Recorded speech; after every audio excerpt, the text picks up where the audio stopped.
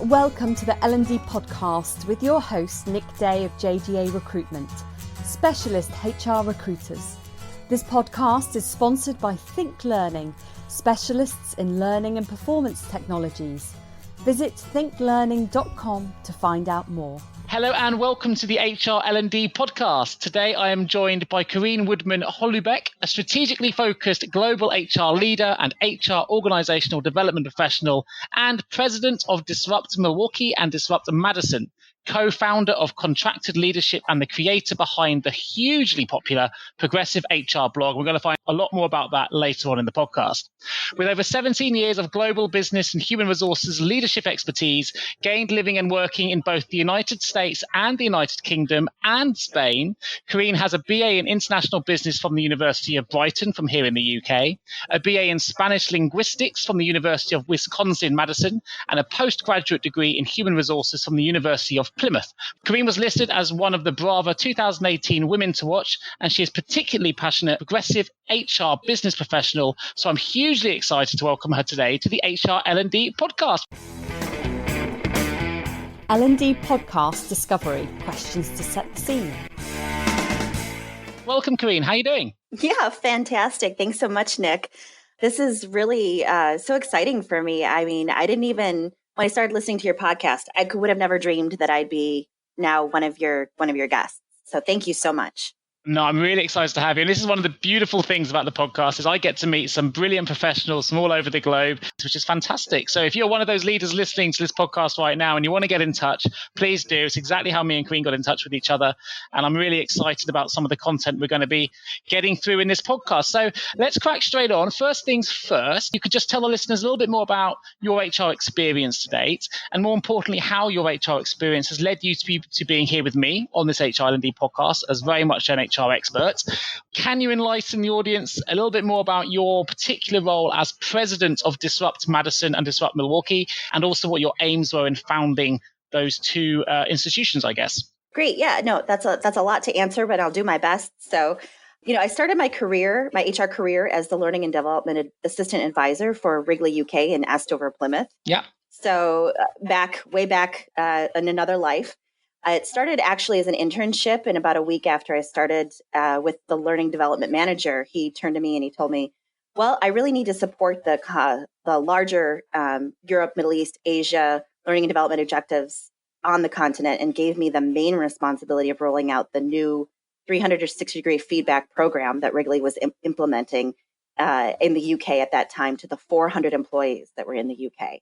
Sure. Yeah. So, it included the whole life cycle of the program, from onboarding, educating, and the feedback process to reviews, then starting in continuous learning around that and improving. So it was really great being thrown into the deep end. And I was like, okay, I'm going to sink or swim here. And in my case, it was finding out, that L&D was my calling, complete success. And I learned that I was a really agile, quick learner that needed to do things fast and move fast in order for me to be engaged. And I think that's my unique ability, is to make connections between concepts that are considered to be unrelated. I consider myself to be like a futurist without the formal training. And that's definitely going to come across, I think, in this podcast, because you've got a lot of futurist thinking in there, which I guess kind of ties in with your Disrupt Madison and Disrupt Milwaukee businesses. So can you tell us a little bit about what they're about and what they stand for? Right now, I am working with my husband in Contracted Leadership, which is a bold and innovative approach to organizational operations and leadership development strategy. And Contracted Leadership provides an experienced executive leader to fill a leadership void or leadership gap in the organization in a contractual capacity, at the same time accelerating their emerging leadership development in the organization for the exponential increase in operational effectiveness, profitability, and talent management. There's a lot in there, which is good. Yeah, it's a really futuristic thinking organization. And we create mutually meaningful work engagements and better workplaces. We also have a podcast, the Development Exponent, that supports our mission and our vision. And it was through the Development Exponent podcast that I actually found your two podcasts and the Learning Development podcast, because I was in the process of creating a comprehensive library of audio learning for myself and for the attendees of Disrupt Madison and Disrupt Milwaukee. And Disrupt Madison, Disrupt Milwaukee, and what I'm doing now is really about elevating and innovating the HR profession and disrupting the view of both HR internally and externally in organizations, and influencing how HR professionals, how we evolve to exceed today's and the future needs.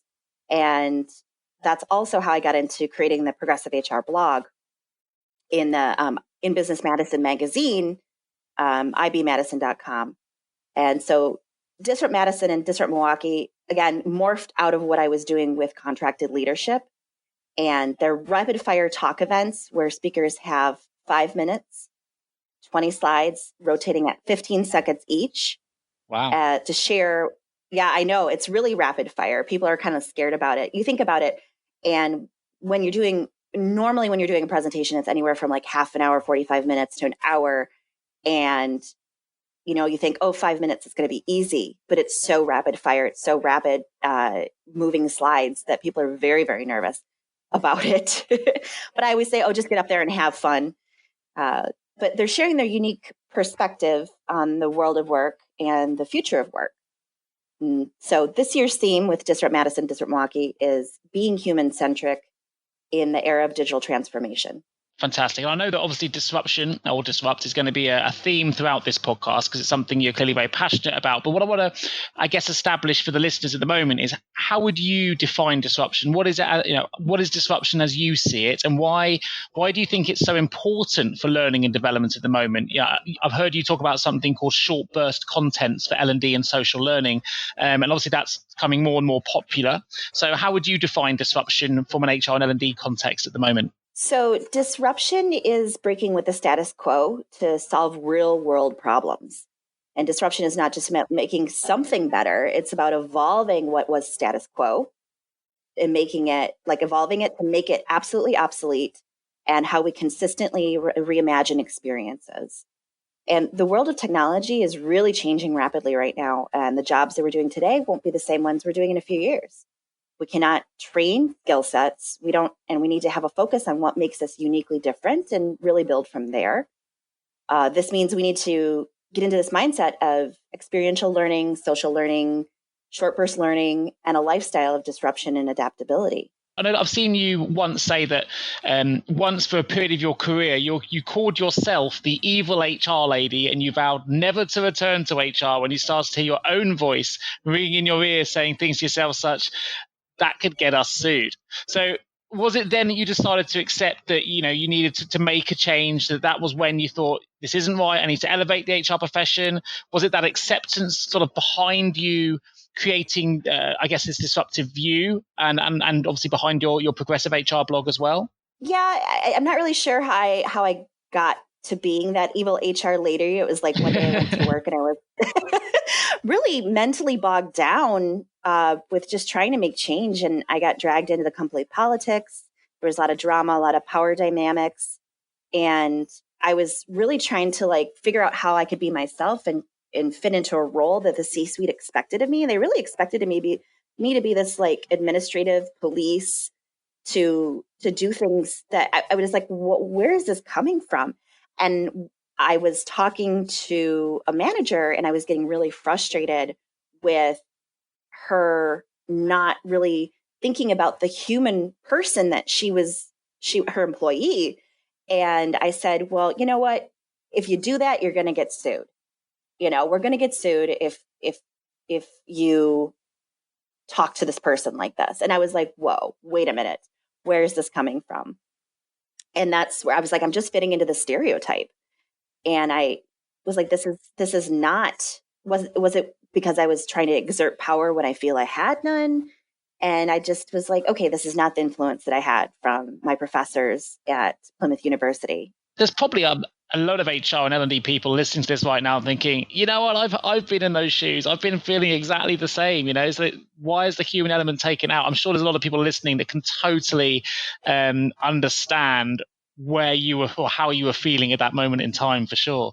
Yeah, it's really up to HR professionals not to fall into the stereotypes of police, policymakers, administration, the person that fires everybody. And one of my favorites is, I hear a lot from people, it's the HR, the people that are in charge of fluffy programs that don't have a distinguishable return on investment.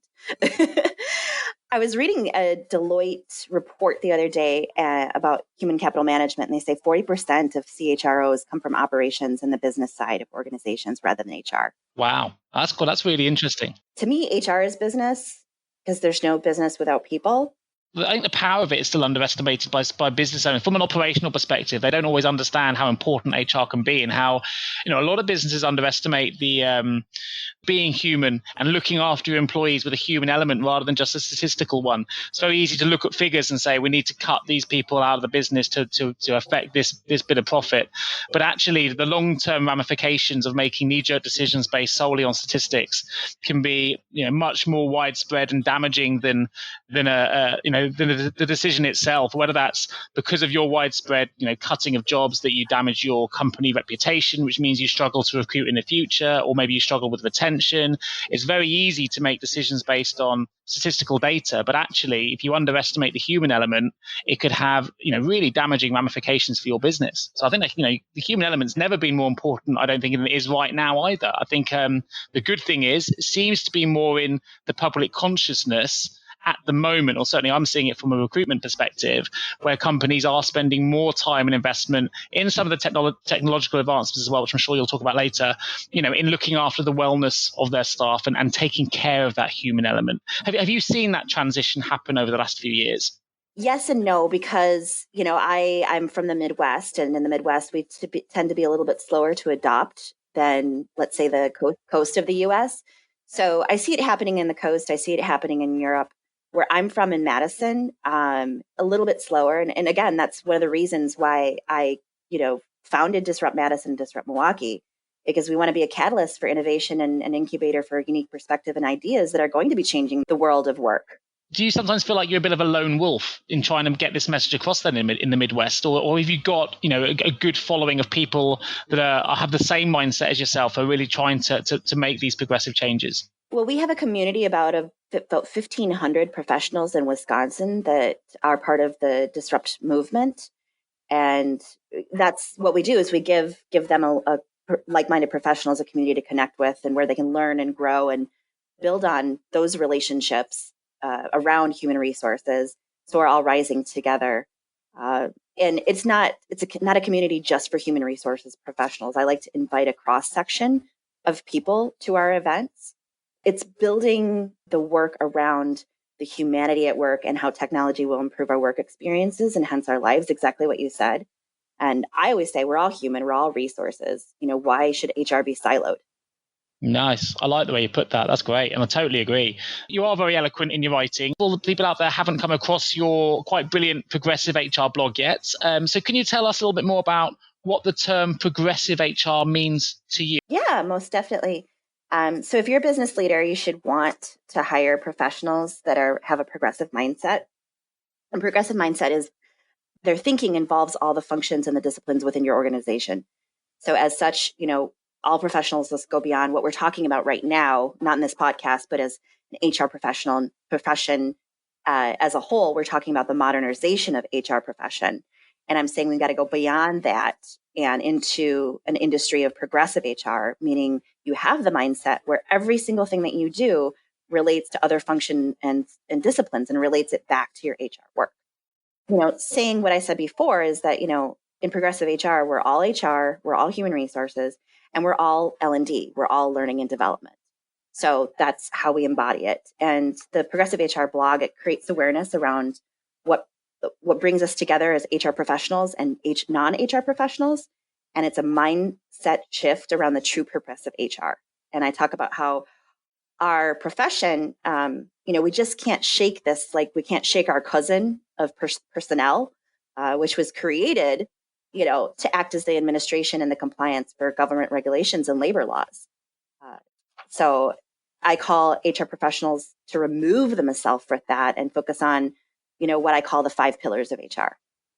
No, you've fast-tracked sides. That's a section or one of the blogs that I love the most, actually, which is, funnily enough, happens to be your 5 pillars of progressive HR. So one of the things I wanted to ask you, because it was one of my favorite blogs, and you touched on so many points that I think if anyone hasn't read this particular blog article. I'll put it in the episode notes, a link to it. It's a fantastic article that brings a lot of the questions that actually I want this podcast to address over the history of time right to the surface. As you say, it was titled "What are the 5 Pillars of Progressive HR?" And I guess I read in your article itself that it was inspired by you after you spotted an advertisement for HR services claiming it could alleviate organizations from their HR burdens, in quotation marks. So I wondered actually if you could tell the listeners a little bit more about how you felt when you saw that advert. I know the answer because I've read your article, but it would be great to hear that from you. And also, I hope you might be able to just remind the listeners about what these 5 pillars of progressive HR are. Yeah, no, definitely. So you talked about how I start out the blog by saying that I was looking through. I got a newsletter. I got a newsletter from an organization that I'd worked with in the past, not worked with as in a capacity of they were my client, but we had been working on a advisory board together. And they knew what I stand for. They knew, how I was working to evolve and transform the HR profession.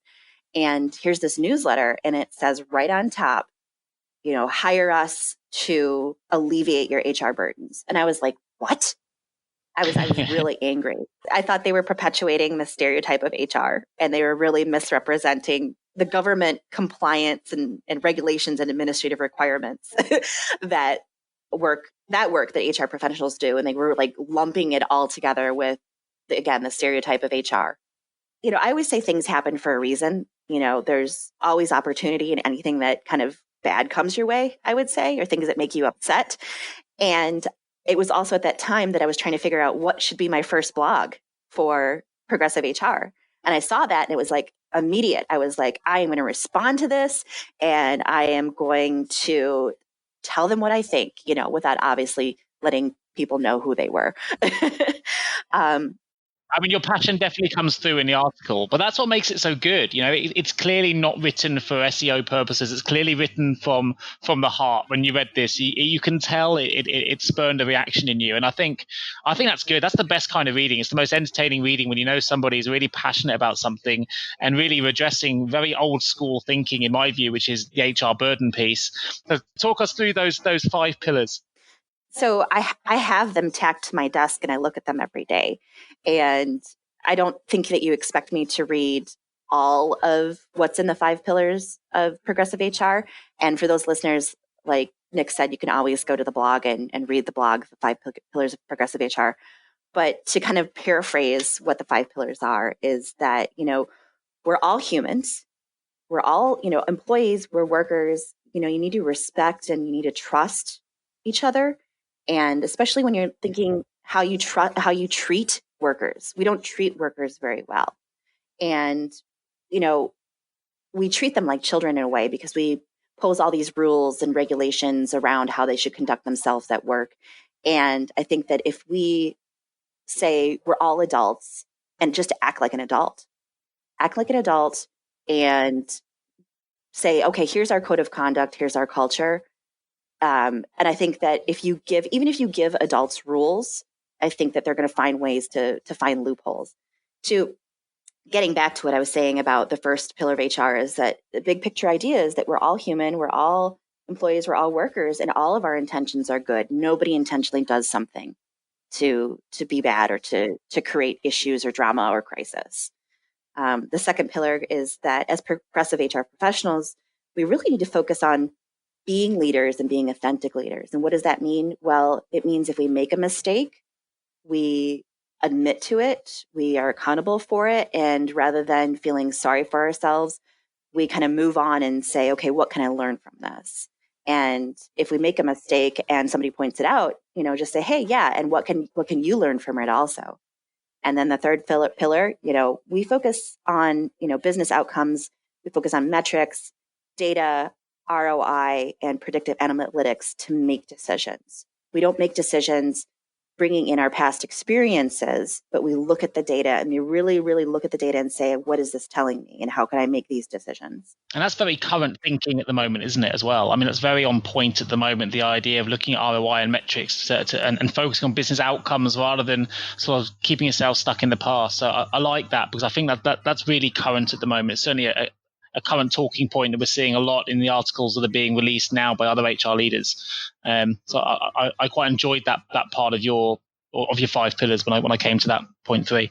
Yeah, thank you. And there's a lot of different ways that we can get predictive analytics. There's a lot of different, now with artificial intelligence, there's amazing ways that artificial intelligence can crawl through employee surveys and get analytics from that. And I think that is just absolutely amazing. And, the 4th pillar is that when we think about offering employees perks and benefits, a gift card to Target. Target's a big supermarket, all-in-one store here in the U.S., kind of like Asda is in the U.K. And giving someone a $50 gift card to Asda as an employment perk is not sufficient. It doesn't support their lifestyle. It doesn't support everything else that they're doing in their life to live their life. We're in the sandwich generation right now where we're taking care of our children and we're taking care of our aging parents. And so our lives right now, more than any other time, are really, really busy, and we really need flexibility. And I think the maternal leave that we have here in the US is just appalling. It is appalling in comparison to other countries around the world. I think the U.S., one of the modernized countries of the world, we're 35th in maternal leave. Wow, I didn't know that. Okay. I know. Sweden is top. And I refer to this a few times, is that the Swedish government, they really have an excellent maternal and paternal leave system where you get a bonus if your family gets a bonus if both the man and the woman take equal parental leave. Sure. Yeah, I've seen that actually. I've read that. Maybe it was through your report that I read that. And I've also seen that actually, despite the additional leave and the bonuses, the product there hasn't affected. I think it's even had a positive outcome on things like productivity and well-being and retention, like all the metrics associated with the improved benefits show to actually improve business performance as well, that's the really interesting sort of one of the really interesting metrics that comes out of this. That actually, if you give your employees more freedom, flexibility, more agile-based working conditions, actually performance often goes up, retention goes up, brand attraction metrics go up. And yet there's still, as you say, I didn't realize the US was 35th on the scale, but it's such a surprise that so many businesses, individually and countries, obviously are still behind that curve of thinking. It seems strange. Yeah, I know, especially the US. And I just, I could go on, but we don't have that much time. So the fifth pillar, and that's really, coming from Disrupt Madison, Disrupt Milwaukee, is that we tackle the disruption that is upon us. And we are really looking toward what's in the future with the technology and the digital transformation, and how can we as HR professionals prepare our workplaces. And one of the main things is okay, don't just wait for your company to come and say, okay, we're going to have a blockchain initiative come down the pipeline. Go out and research blockchain, research how blockchain could change HR in the future, and start doing that work now, because then when the C-suite comes and says, okay, this trendy term blockchain is coming, do you think we should do something with blockchain? You can be the HR director or the HR executive saying, oh yeah, I already know what to do. I've already thought about how the blockchain architecture could work with HR. Don't just sit there and just wait for people to come to you. Go out and look into emerging technology and what they're doing in the workforce. Great. So you're basically looking at workforce trends and then preparing organizations in it, or recommending that organizations prepare in advance for trends that we're already starting to see potentially take place or look like they're going to happen. As you say, it's the old adage, isn't it? Failure to prepare to fail. So you're kind of encouraging early research and development into some of the workforce trends that you're seeing potentially that they're going to hit the market. Yes, exactly. And HR being on the forefront of that. So we definitely are, increasing our value proposition. Great. Fantastic. Well, listen, it's definitely an article people should read. I'll definitely put links in the episode notes to that. But we're going to find out a little bit more about you. Time to find out more about you. How would your friends describe you? Passionate, brilliant, determined, and a bit wacky. A bit wacky. Any examples of your wackiness that you're not too scared to share? Yeah, no, my husband gets embarrassed sometimes because I love music, and if I had a good voice, that I would probably sing, but I have a good speaking voice. I don't have a good singing voice. A lot of times we'll be walking down a grocery store aisle and a song will be playing, and I will start singing a parody. So a parody is like an alternative lyrics to the song in a funny way. Sure. What in your mind is your proudest achievement to date? Today is my proudest achievement, not because it's coming for full circle where I started my HR career in the UK and now I'm on an international podcast with you in the UK, someone that I very much admire. You're making me blush. Oh, that's really kind. Yeah. And also today is my proudest achievement, and then tomorrow is going to be my proudest achievement. So each day I make advances in my dreams and what I want to do, and make advances for the HR professional. And that's my proudest day. I like that. So it means you basically approach every day with real positivity, which I think is, so many of us can learn from. It's so easy to be, weighed down with negativity with the amount of things we've got going on in the world. But if you start every day positive, I think that's fantastic. I like that a lot. I'm a big fan. Tell us about a time when things, despite your positivity, perhaps haven't gone the way that you wanted or the way that you planned. Well, things very rarely go the way that I want. Sometimes they go even better. I have an example. So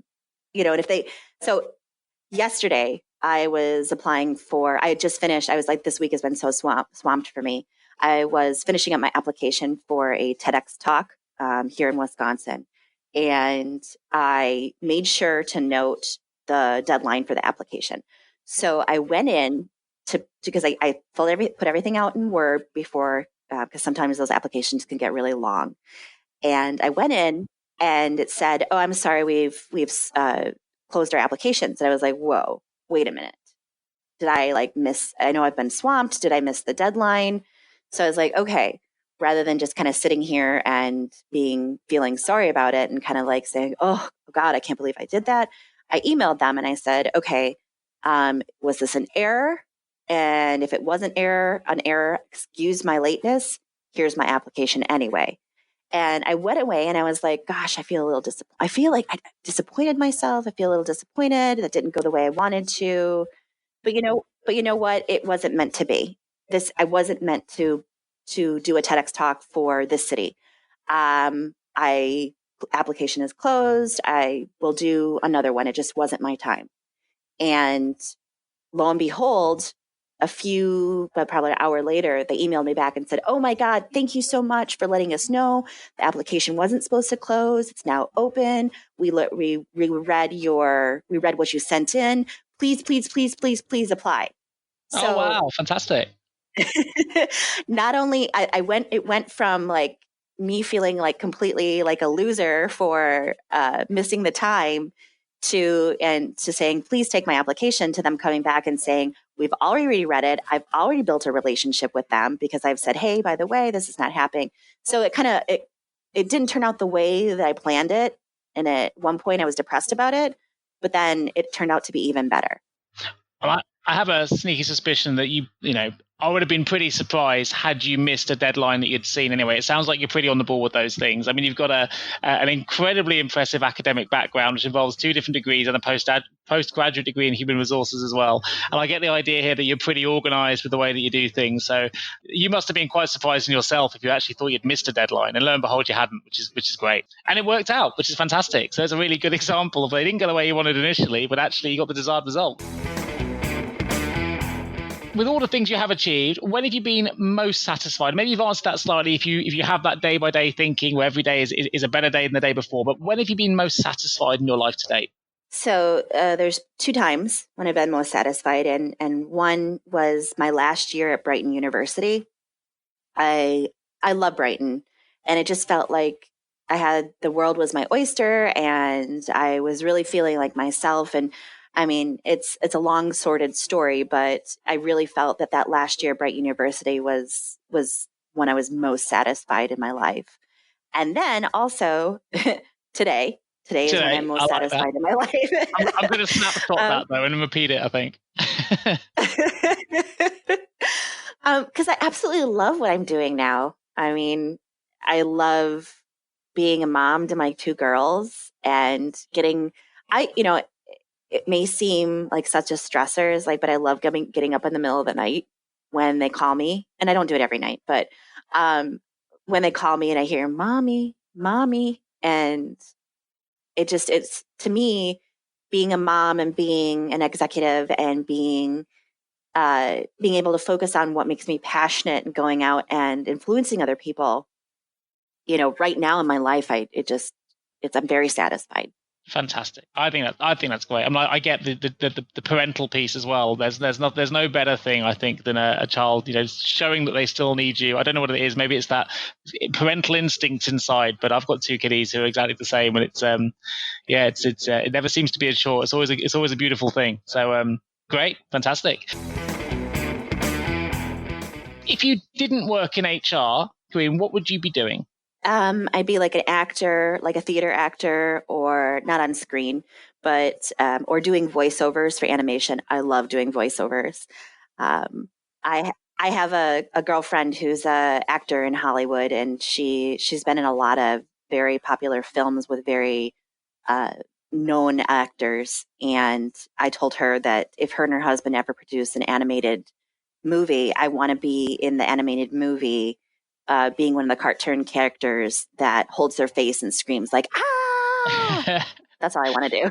So next time we record, we'll have to try and find out if she's doing it. I was waiting for you to say, you know what, they're going to do the movie and I'm in it. So that's something to be ticked off there. Okay, last question before we go back into the final L&D questions. And we're going to find out a lot more about some of the student-run business programs you're involved in, which are really, really interesting. But before we get there, last question, if you were given any superpower, what would it be? Stopping time. I always thought if I could stop time, I could get everything done that I need to, or that I want to. I mean, there's so many things I want to do in life. It's like, I want to write a book. I want to write a children's book. I want to be that character that screams. I want to finish organizing my house in the Kondo method. And if anybody knows what Kondo method is, it's about minimalism. Okay. I didn't know. So I'm glad you beat my question there. Okay.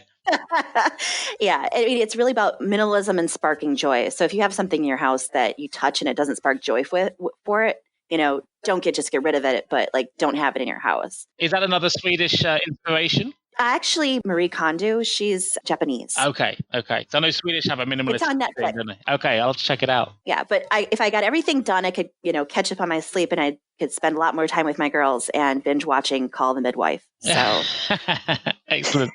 I like that. Well, listen, we're going to jump back into a quick advert break, and then we're going to come into the final L&D questions. Engage, learn, perform with Think Learning, specialists in learning and performance technologies.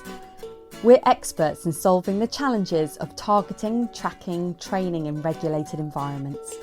We have developed the Totara platform to provide a cost-effective, organisation-wide talent solution that can help you to provide a safer and better place to work. Customisable workflows promotes engagement through onboarding and induction, whilst an intuitive user interface helps drive ongoing engagement with learning. Bespoke workflows for performance appraisal and integration to payroll and recruitment systems transform Totara into a powerful and holistic talent platform. You'll find us to be responsive, collaborative and solution-focused. Visit thinklearning.com for more information.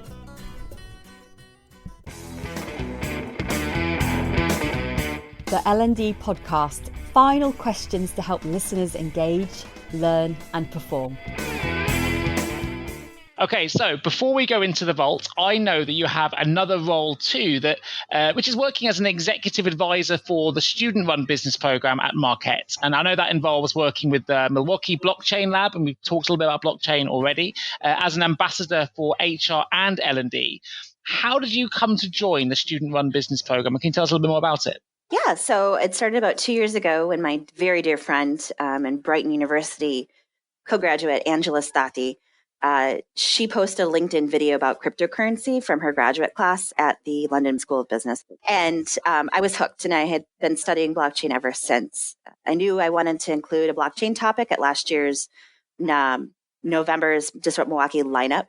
And actually, before I go into that, I wanted to say that I'm going to give your listeners a special treat where I am going to announce the first speaker for both Disrupt Madison and Disrupt Milwaukee on this podcast a little bit later. And I'll give you a hint. He's a world famous LinkedIn content creator and an advocate for social learning. Wow, I'm looking forward to that already. Okay, exciting. A first here, a first announcement. I like that. Brilliant. Yeah, this is the world release. This is the world premiere. Yeah, there we go.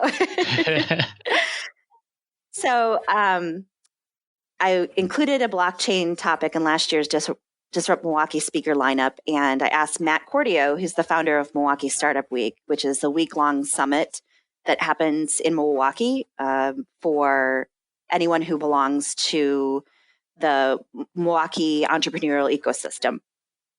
And I said, I want to find me a blockchain expert. And he referred me to Alec Shaw, and who's the co-founder of Euphrates.io and part of the Marquette Blockchain Lab. And he's also part of the student-run business program under Blue and Gold Ventures. And Alec introduced me to a number of different stakeholders in the student-run business program and the Marquette Blockchain Lab.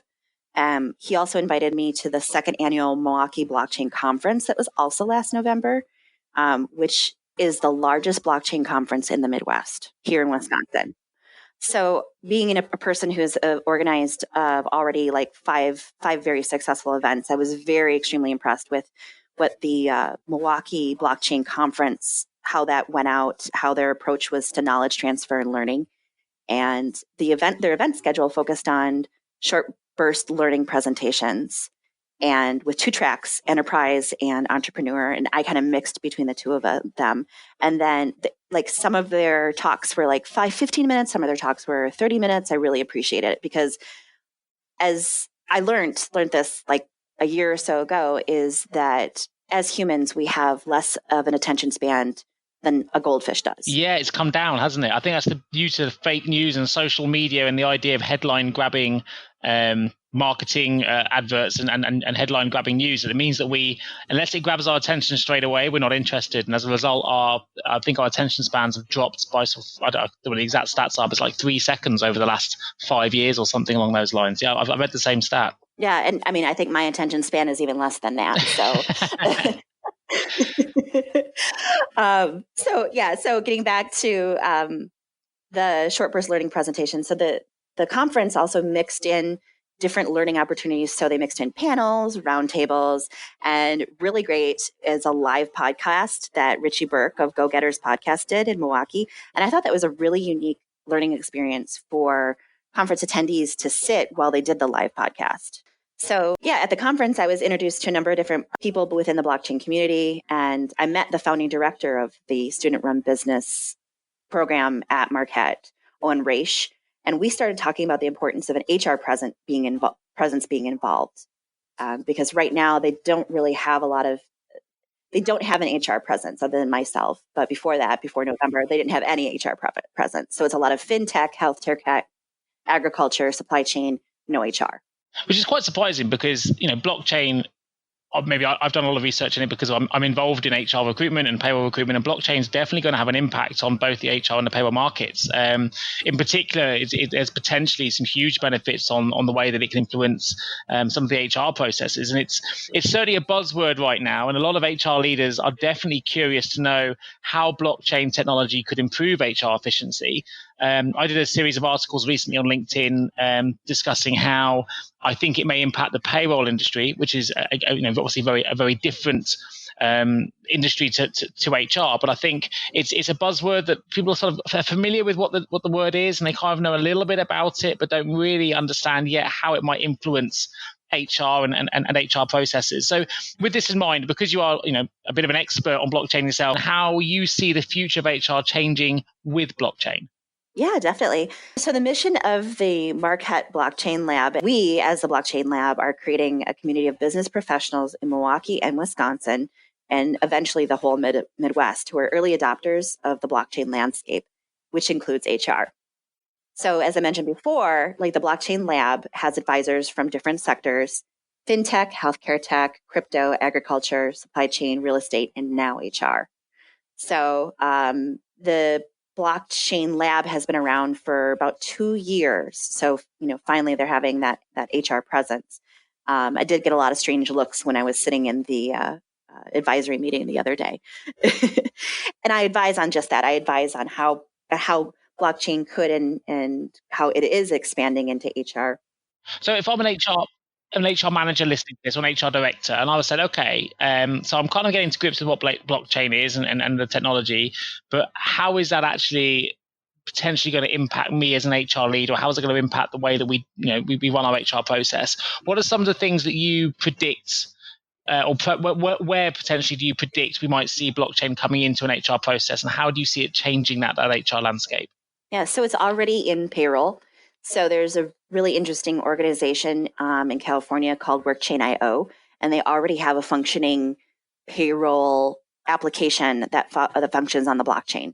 So they are working on how you can be paid just in time. So imagine, and I had this idea when I was working at Wrigley's, because we'd use the little cards to clock in the building. So imagine taking a card and swiping your card that not only says, okay, hey, I'm in the building for security purposes and for being able to access the building, but then I'm also letting you know that I'm coming into work. And then when you leave, you swipe it again. And then that creates a computer node on the blockchain that signals a smart contract about what your contract is to be paid for that day. That signals a node then to put that payment on a card like an etch. And you can go to the grocery store and you can purchase your groceries with the money that you made that day. It's amazing how advanced it can be. And then people get access to funds earlier. It takes a lot of the administration out of the process. It's as you say, it's a smart contract. It's not editable. Everyone knows what's happened. You've been in, you've been out. It's done. It's a really good example of how it could be used. Just imagine what it would do for families around the world if they could be paid daily with blockchain. In the U.S. alone, 4 in 5 workers live paycheck to paycheck, and they spend a lot of resources getting payday loans to make ends meet, only to be further in debt. And there's numerous people around the world that are capable talent but cannot get a corporate job because they cannot get a bank account. So 83% of the population in India can't get a bank account. Funnily enough, without you knowing, I've just done a podcast on the payroll podcast, which is all about ending the payday loan cycle. And there's some really smart technology on the payroll side, which is and smart companies that have got very intuitive apps and advanced technological thinking, which will hopefully eliminate that high interest payday loan cycle where they have to go to payday loans because, as you say, that they can't wait until the end of the month to pay their bills. They got to try and live day by day. And what they do is part of their technology is they're able to release a proportion of their pay earlier in the pay cycle, which means that obviously they don't have to go to predatory interest rates to survive. And I think, if blockchain can play a part in eliminating that payday loan cycle as well, which, has so many knock-on effects to things like mental health due to financial concern, productivity at work, because it's very hard to work, productively if you're too worried about what's happening in your financial life, in your financial situation.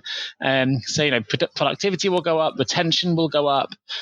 And if blockchain can influence that, then that's a fantastic benefit already, I think, if we can get rid of those payday loan cycles. Brilliant. No, I agree. And I'll have to listen to that. You said it's already come out, or it is? It hasn't come out. No, it's been recorded, but I haven't released it yet. So yes, that's one's due to come. Yeah, I can't wait. I'll share it on social media. Thank you. Yeah. Now, I know there's something else you've talked about as well as experiential learning, what does the term experiential learning mean to you, and how does the student-run business program support students and young professional learning and the economy in the US? So experiential learning it transforms inert knowledge into knowledge and use in a safe environment, in an environment where you can be proud of, like if you made a mistake, it's an opportunity to learn. Mainly that's what it is. It's basically saying, okay, rather than learning all this theory that I'm sitting here and learning in a classroom environment, I actually can learn a little bit of how other people are doing things, I can put that into practice and then reflect upon it and create my own learning outcomes from that. Does it work for me? Do I need to try something different? A lot of the students, a lot of academia, we sit students in a room and, lecture to them.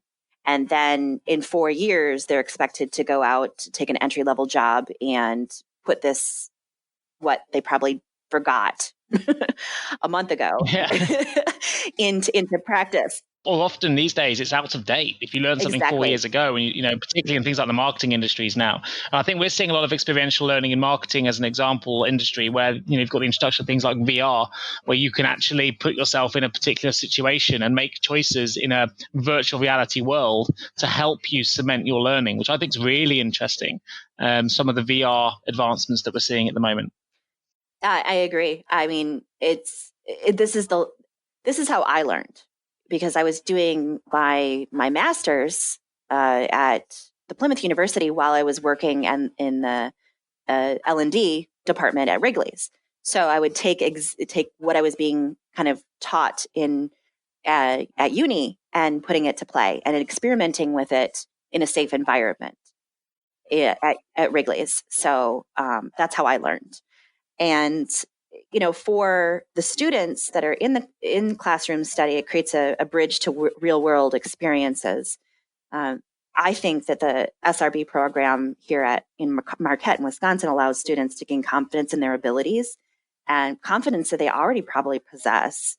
But in my opinion, it was eroded. And this is also what happened to me, is where my confidence was eroded to listening to adults talk about inferences. So when you get in the real world, it's not going to be like this. Or when you get in the corporate world, you're not going to be like you're going to have to, walk the walk and listen to everybody else. And I think we have a backward habit of telling young people that they cannot have jobs that they're completely qualified for, competently qualified for, because they lack experience, or they have to wait 5 to 7 years to make a manager level or director level or a VP level because they don't have executive presence. I think that's just ludicrous.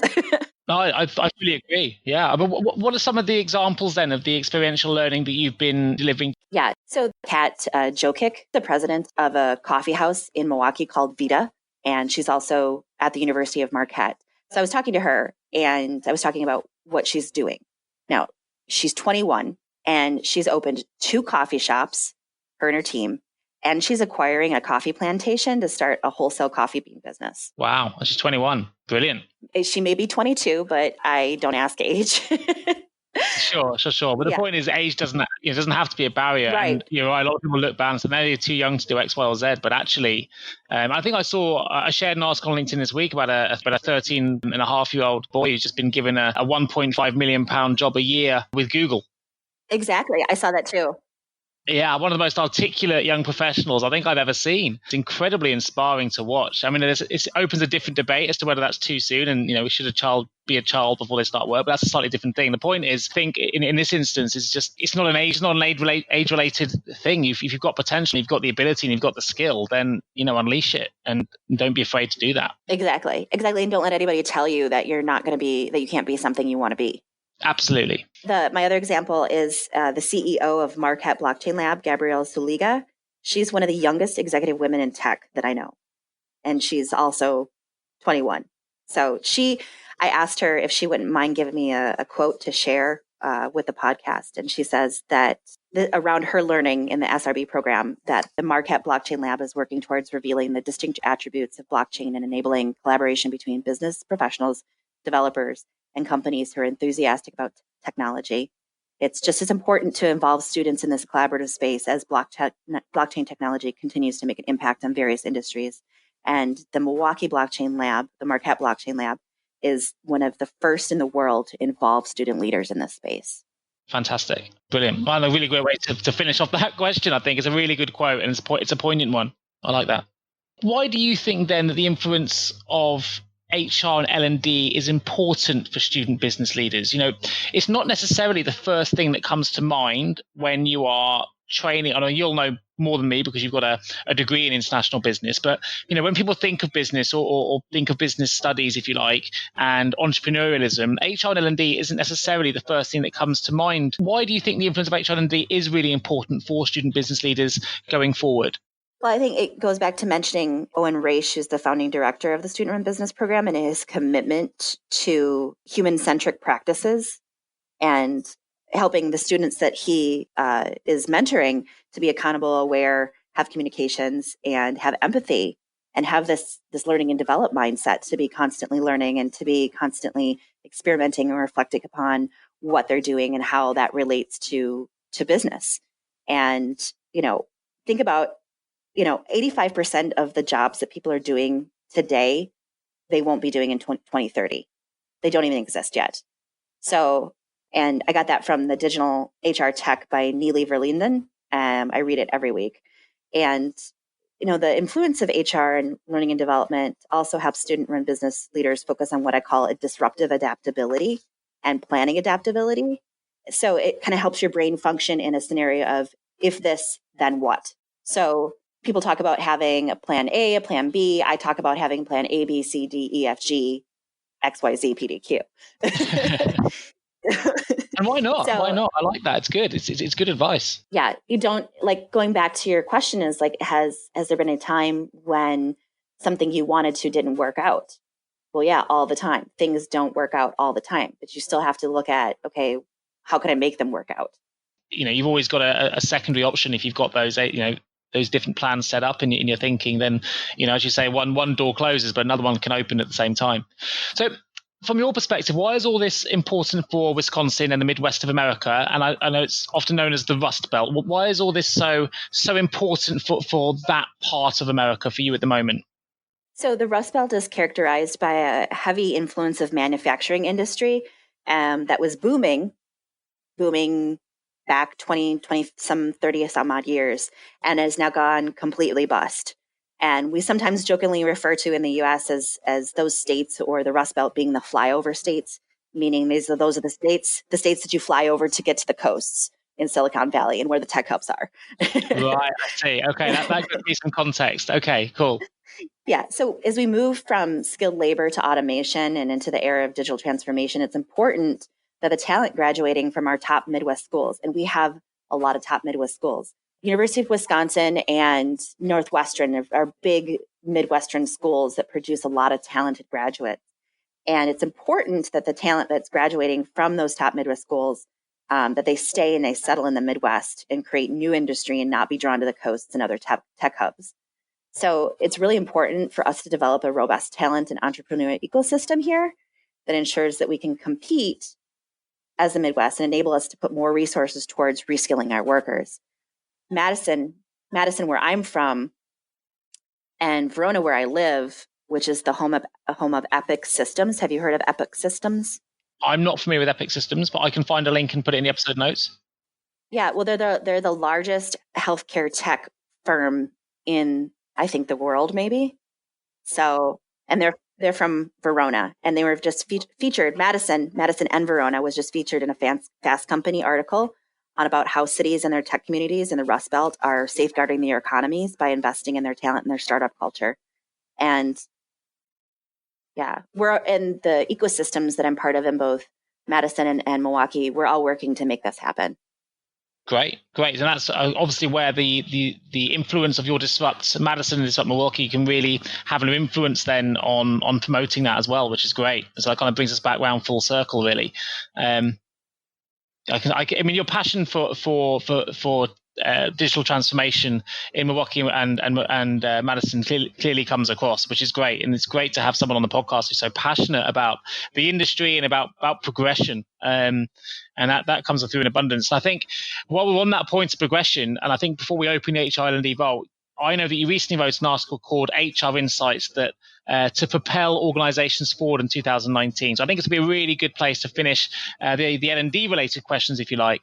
If you could just tell listeners what you think the HR insights are that will help them to stay ahead of the HR curve as we still in the early days of 2019, so as we look forward to the next 12 months. Okay, yeah, I don't think we have time to mention them all, so I'm just going to name a few that kind of are my favorites. So, making healthcare affordable. So that's really, really big in the U.S. right now with the Affordable Care Act, is by making healthcare affordable by using data analytics.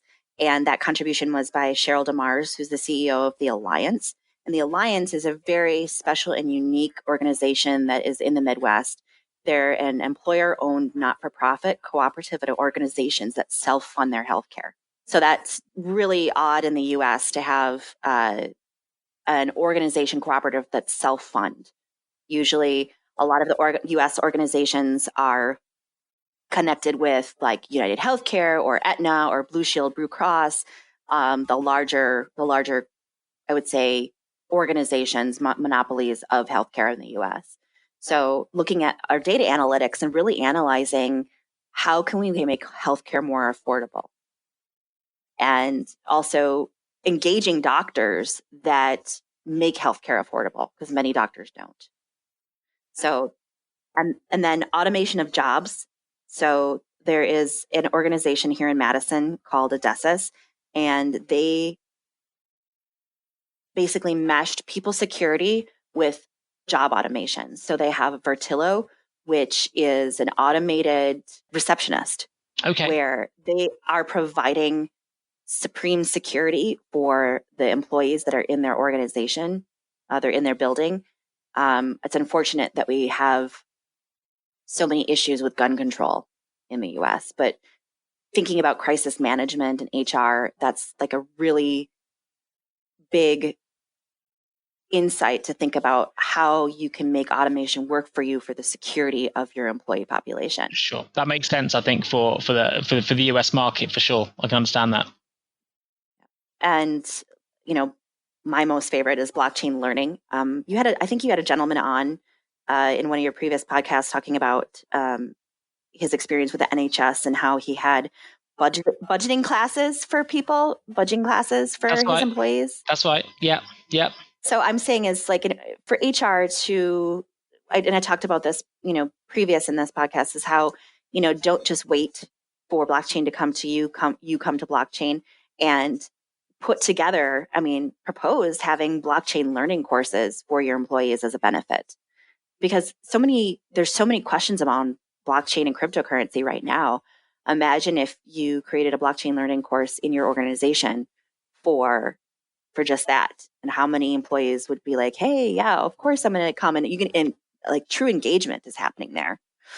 And then also AI and smartization, start looking at artificial intelligence and the smartization of your workplace right now. Because if you don't, your people are going to have huge gaps in their skill sets, because it's going to happen. It's coming. It's going to bring it through. Yeah. It's coming. It's coming. Don't wait. Yeah.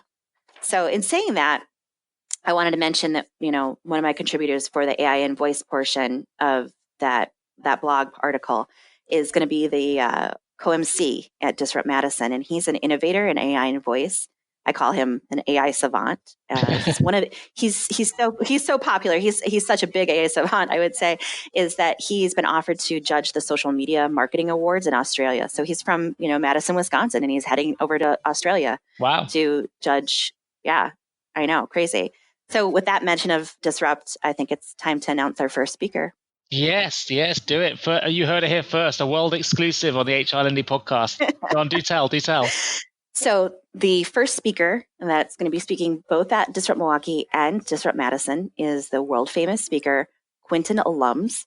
He is the CEO of Urban Misfit Ventures, which is a collective of entrepreneurs and creatives dedicated to telling the stories of influencers, creatives, doers, innovators, and amazing human beings across the globe.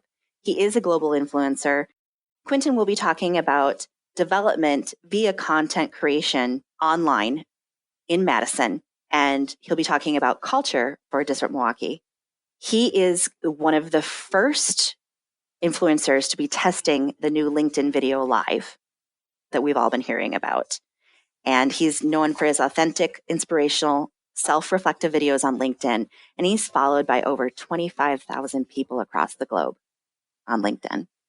Well, that sounds like a brilliant speaker. He is. You can find him on LinkedIn and Instagram at #JustQ. Hashtag just key. Well, I'll make sure I put a note in the episode notes as well for people that do want to add to that following list. And actually, it sounds like he's talking on issues which, very hot topics right now. Content curation. We did a podcast with Stephen Welsh all about content curation, and it was a real eye opener for me to just see how the world of content curation has changed. And if he's, if Quentin's right on the pulse of things like the LinkedIn, as you say, the video and content creation in other sources, now he sounds like a really inspirational speaker to have on your Disrupt Madison, Milwaukee conferences. When are they taking place? So Disrupt Madison will be in June. We are settling on a date right now with the venue. We've grown so much in the last 4 years that we've had to move venues. So we were originally in a venue that could only fit about 200 people, and now we're in a venue that can fit 500 people. Wow. So popular. We will be, yes, very popular. So we'll be moving to a great big new venue in Madison, the Sylvie. And that will be in June. So this June, Disrupt Madison. And then Disrupt Milwaukee will be in November 7th as one of the kickoff events for Milwaukee Startup Week at the best place in the historic Pabst Brewery in Milwaukee. And any other speakers you wanted to highlight which are taking place at the conference? You'll have to follow us on social media in order to see who we'll be announcing next. Excellent. Well, I'll make sure, again, the links are on there so people can make that follow, which is great. So thank you for the world exclusive. You heard it here first on the HR and L&D podcast. Quentin Urban will be talking at the conference. Fantastic speaker, so we can follow.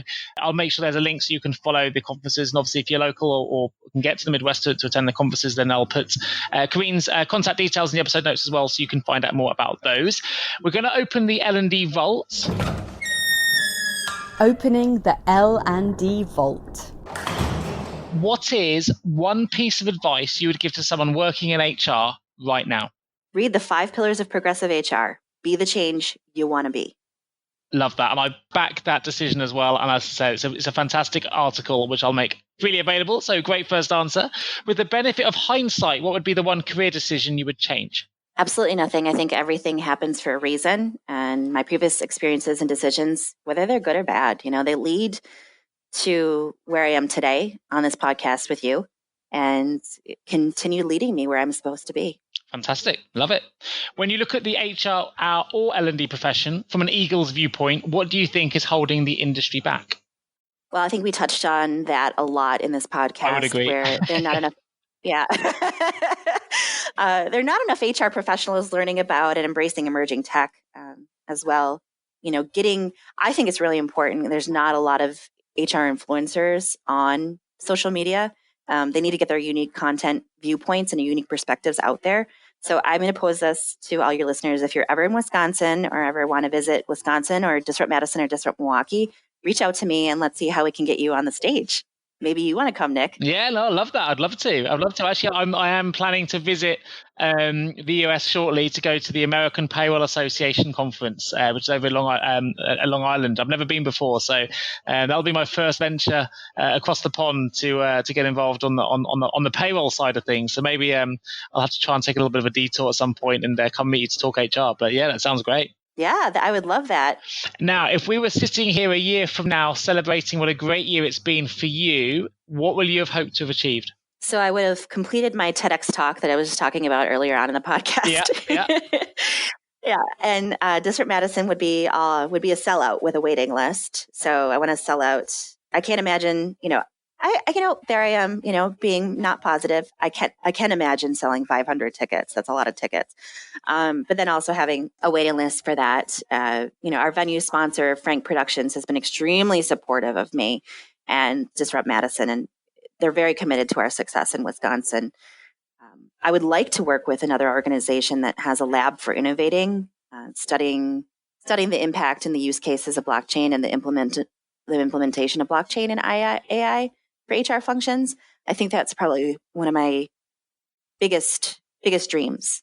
So is to really just do that. So if there's someone listening that has access to be able to make that dream come true for you, and hope they're listening, they can definitely get in touch. And certainly if anyone wants to go to the conference, you can get oversubscribed, then, it sounds to me like they need to get in contact with you sooner rather than later. So again, I'll make those contact details available for everybody. So last question of the HR and L&D podcast. It's been a fantastic trip through. I've thoroughly enjoyed learning about how you view digital transformation in HR and how you view the humanization of HR, which is so important. But what is the one piece of advice, Coreyne, that you would give to someone embarking on a career in either HR or learning and development right now?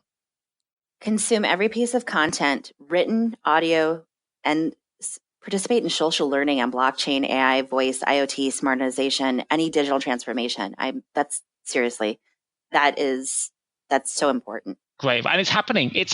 And anyone who wants to bury their head in the sand, you can't. It's have a touch point in every aspect of your career, whether you work in HR, whether you work in learning and development, or whether you work in any aspects of business, really. It's coming. We can't stop it. It's, go back to 1994, was it? We didn't even have the internet in its current form, and now look where we are. We've got to embrace it, I think, and I thoroughly agree. So a fantastic piece of advice to finish the podcast on the L&D Vault. So thank you ever so much, Coreyne Woodman-Holoubek, for joining me today on the HR L&D podcast. I will, of course, put your LinkedIn contact details on the episode notes. If anyone wants to contact you directly and reach out to Coreyne, please do so. I'll also add links in the episode notes to the 5 Pillars to Progressive HR blog, and also to the second article I mentioned, which is the HR Insights, because there's a little bit more information on that article than I think Coreyne sort of picked up some of the key points. But there's a lot more in the article worth having a read about if you want to see how HR is going to be affected over the next 12 months or so. It's well worth reading that report. And of course, it would be remiss of me not to mention Coreyne's website, which is www.contractedleadership.com. Do check it out. Find a lot more about what Coreyne's doing, and you obviously can follow some of her work as well, including the conferences and the work involved with Disrupt Madison and Milwaukee, which are at that contracted leadership website. If you just put /disrupt, it'll take you to those. That's about all we've got time for at the moment. I'm going to put lots of links in. Please do follow them all. I want to say a huge thank you to Coreyne for joining me today on what has been a fantastic educational journey through digital transformation in HR and progressive HR. So a huge thank you to you for joining me today. It's been fantastic, and I look forward to speaking to everyone again in a couple of weeks. Thanks, Nick. This is a dream come true. I appreciate you. You've been listening to the L&D Podcast with your host, Nick Day of JGA Recruitment, specialist HR recruiters. This podcast has been sponsored by Think Learning. If you have enjoyed this podcast, please review it, share it, and subscribe so you never miss a future episode.